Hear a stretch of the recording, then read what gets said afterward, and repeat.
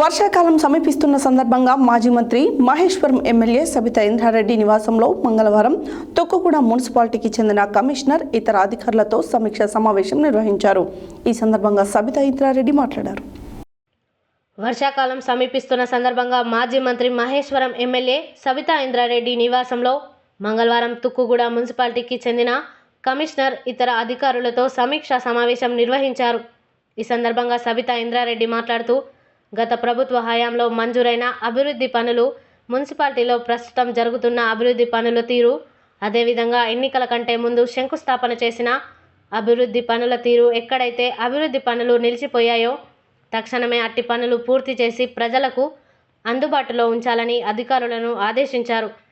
ఈ సమావేశంలో ముఖ్యంగా ఇంటర్నల్ రోడ్డులు, డ్రైనేజీ వ్యవస్థ, మంచినీటి వ్యవస్థ, సెంట్రల్ లైటింగ్ సిస్టమ్ పలు అంశాలపై చర్చించారు.